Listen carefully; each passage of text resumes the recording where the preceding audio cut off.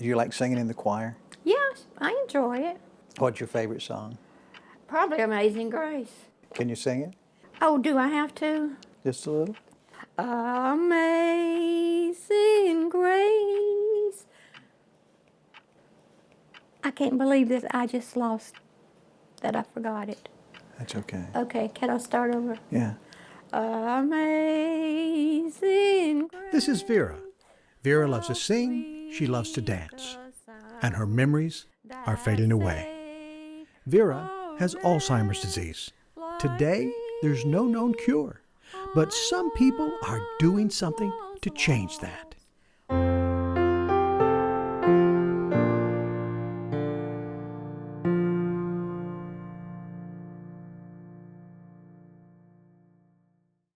Alzheimer's disease. To many of us, it's just a memory loss disease. Every day, individuals battle Alzheimer's, many of them in memory care facilities, such as this one in Rock Hill, South Carolina. I got the opportunity to meet the delightful Vera. She lives here among caring staff and the friends she's made. Hey, good, how are you? Okay, come on over here. This is my new husband. Vera and I sat down to talk about living with Alzheimer's disease. How would you say Alzheimer's has affected your life? You know what? I don't let it bother me, really. I feel like I'm blessed to be alive and to have what I have and be where I am. So I just say, oh, well, whatever. Yeah. I mean, is that goofy? That's just the way I look at it, you know. That's just me. Not everyone has Vera's sunny outlook on life.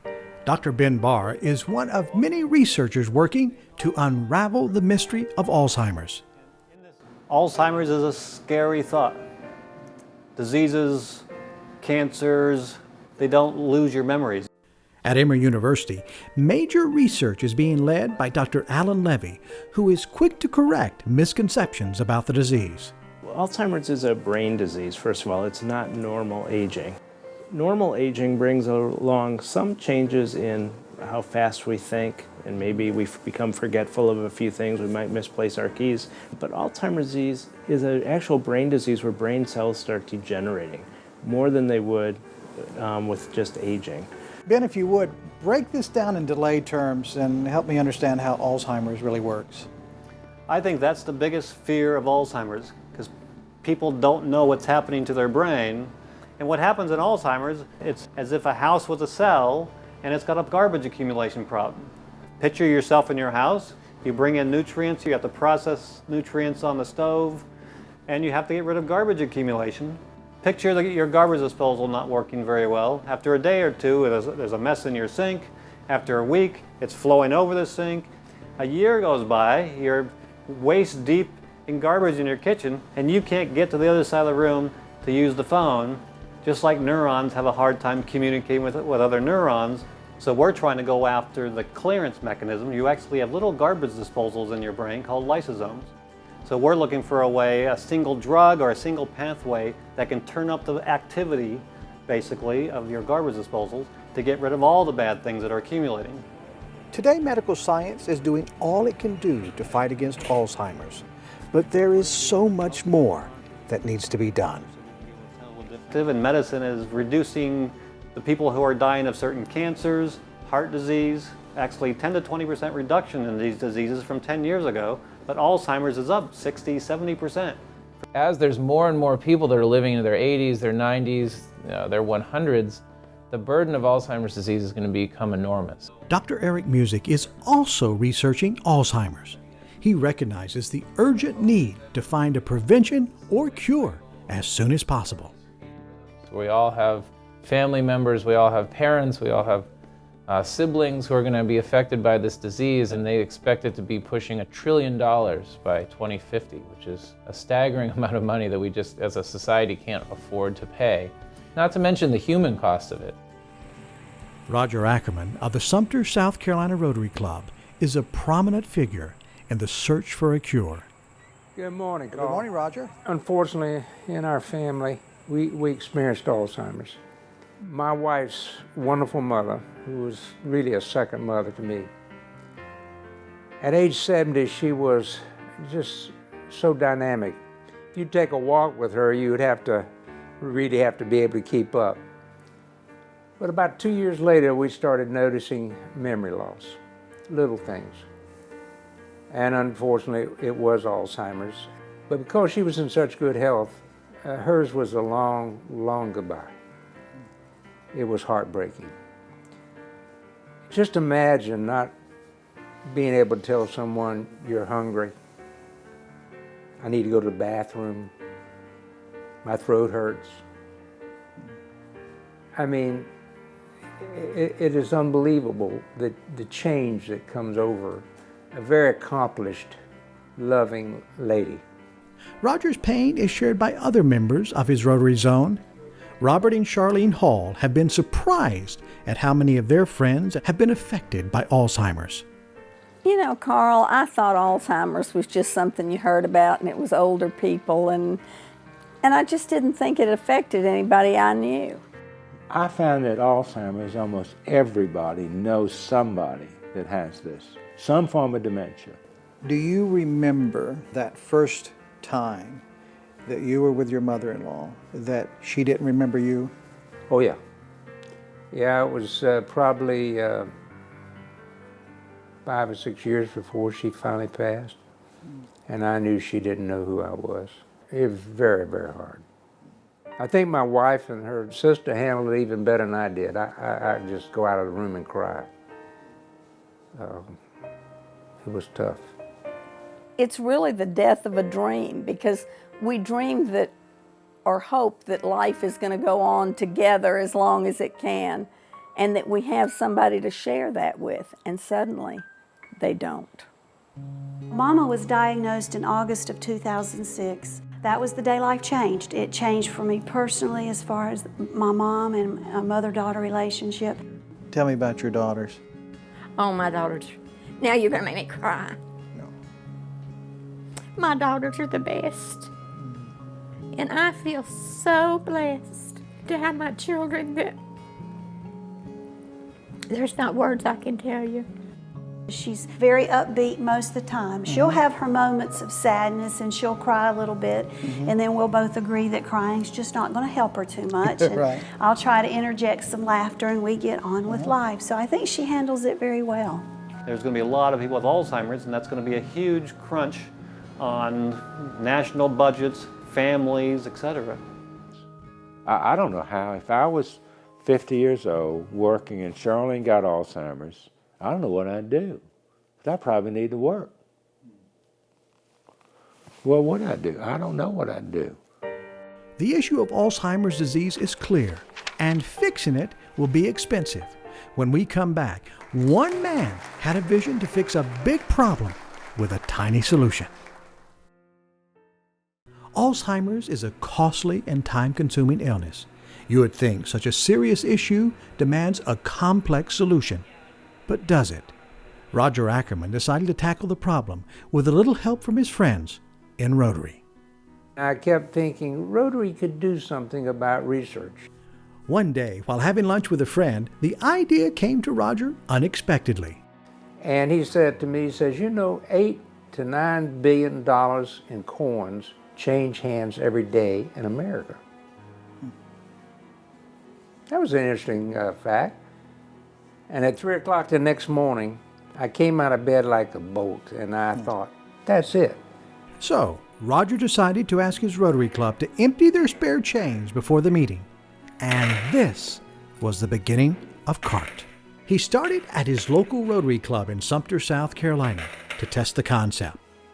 And in about 7 or 8 months' time, we had raised $4,200. And we're not that big a club, so that was pretty darn good. Today, that $4,200 has grown to many millions of dollars for research. But this was more than just a new way to raise money. c.a.r.t. funds go toward funding a very unique need in Alzheimer's research. These funds we raised by putting a bucket on a table at breakfast or lunch, and you put your change or a dollar bill in them, very easy, went to research that was granted once a year with the funds we raised to something the federal government would not pay for.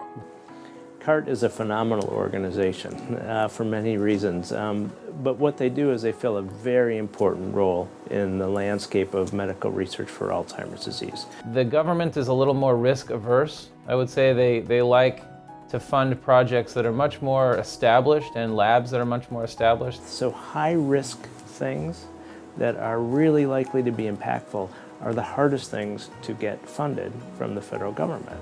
c.a.r.t does something really important. It allows researchers to take their best ideas and get money to start doing the research. c.a.r.t came along right when we needed it.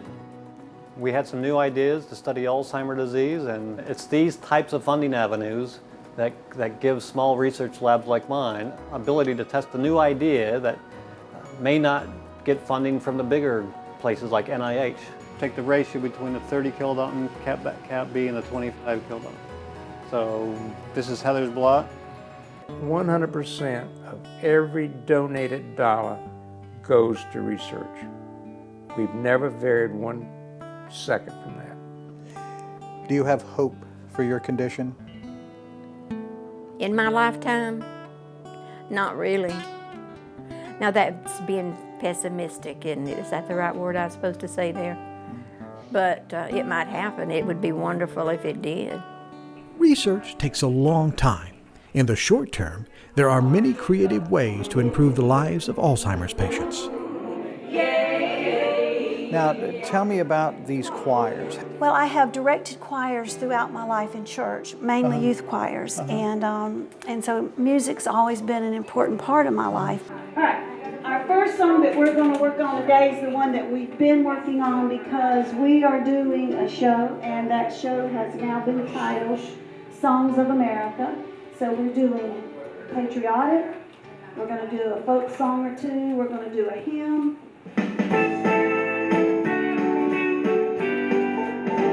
This land is your land, this land is my land, from California to the New York Island, from the redwood forest to the gushing waters. This land was made for you and me. There's some reports that say music therapy will really help people with Alzheimer's because it gives them a memory they can tie into and recall, and it's so hard to recall newer memories, so they like the fact that they can click in the music. One of the wonderful things about our brain is how complex and capable it is. One of the things that brain scientists have learned just recently, in fact, is that the way we have memories for music are a little bit different than the way we form memories for other things. Now, Alzheimer's affects the entire brain, but for some reason it's kinder to the right temporal lobe. It's less affected than the rest of the brain. So the part of the brain that's involved in storing memories for music and recognizing music is a little bit different than the part of the brain that gets affected primarily in Alzheimer's disease. So I suspect one of the reasons that people tend to respond well to music is because they still have that brain function. Oh, good job. So I have individuals who sit all day long and they cannot express their needs or their desires. They just cannot communicate. Some are totally nonverbal, but we start singing "Let Me Call You Sweetheart," and they can sing because it's the different part of their brain. If someone liked to dance when they were younger, when they have Alzheimer's, they'd probably still like to dance. I think that's very likely. But there's magic in music, I suppose. There's such magic. This land is your land, this land is mine. So what do you do for fun now? We have fun here a lot. We do. We laugh a lot. Yeah. You like to dance? Yes, I like to dance. In fact, I think I'm going dancing tonight. Somebody said. I hope so anyway. Yeah. When it comes to dancing, do you have a particular technique that you like to employ? Oh my gosh, I didn't know we had a technique in dancing that I was supposed to employ. Maybe you need to teach me. Okay. I have a question. Sure. May I have a dance? Sure.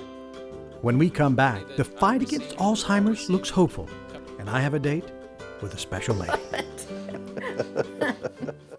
You might want to bring Marquita in and let's start looking for NMDA solutions. We'll have a very active laboratory. In the ongoing fight against Alzheimer's disease, the hope for a cure or prevention is driven by the hands of science.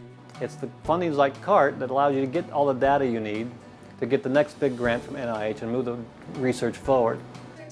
Every year, c.a.r.t holds an event to honor their grant recipients, and this year's event features some very special guests. There's the Agape Singers. Yeah. Hey, how are you? Fine. Good to see you again. Uh-huh. You're looking good. Yeah. You ready to sing? Might as well be. That's right. The annual event is the highlight of this program. It's when we receive our research grantees. They see grassroots people working on this and it puts wind in their sail. I see them leave here with a more of a purposeful intent. Not that they didn't have it to start with, right. But they get money from us and they get purpose. After you, Carl. Thank you, Bill. I'm really looking forward to this. This lady's name is Carol Howe. She is the leader of a group called the Carol Howe Agape Singers. Today I want to present to you the Agape Senior Choir from Rock Hill, South Carolina, and the Agape Joyful Voices from York, South Carolina. And they're going to be singing for you today. Make the world go away and get it off my shoulders. Say the things you used to say.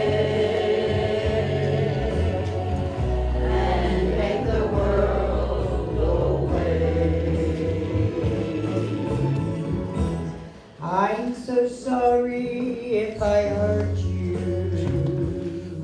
It's an honor, if you will, please welcome Dr. Music. Thank you very much. It's really a deep honor to be here. I know that I really appreciate that the money that I'm receiving, that we're all receiving, comes from your pockets. We all take this very seriously. This money will go to good use. I can tell you that much. It's going to be very critical for me, and I'm sure for my colleagues as well, in getting our labs started and really helping us get these projects going. We rarely have had someone who received a grant that didn't say, without this money, we would not be able to do our research. That is almost always the case. What I like about Rotary is the power of one, the results of many. That what Roger Ackham is doing, he couldn't do by himself. I think we need community understanding of what happens. You know, people think it's kind of funny and it's, you know, it's somebody else, but it isn't. It's all of us. And I think together we can accomplish more. We certainly can raise more funds together. We certainly can create more awareness together. Not everybody, not all 1,580 clubs in our area contributes to c.a.r.t. We need to make people aware. But none of this would happen without your generous support, so thank you very much. The funds Eric receives today will go a long way toward helping Alzheimer's research. But that's a story for another time. For now, I made a promise to take a gal dancing, and I don't want to be late.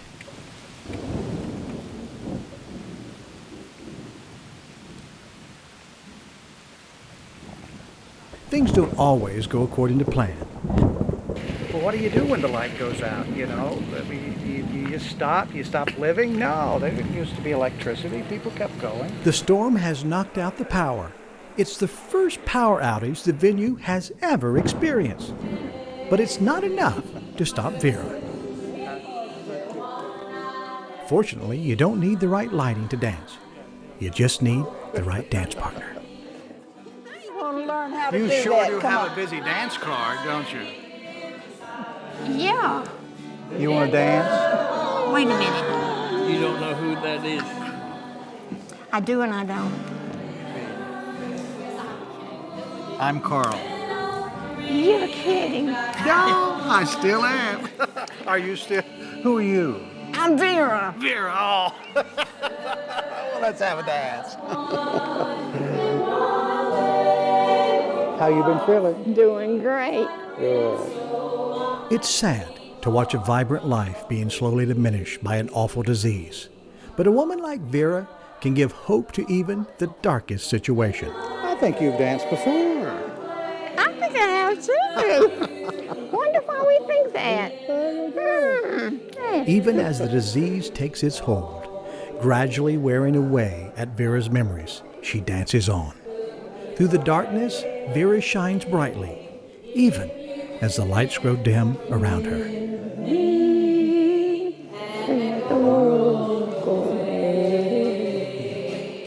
You're a fine dancer.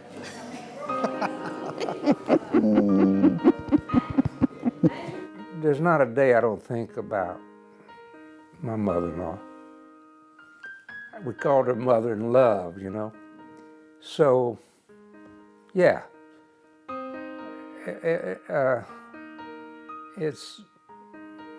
I've dedicated my life to her memory.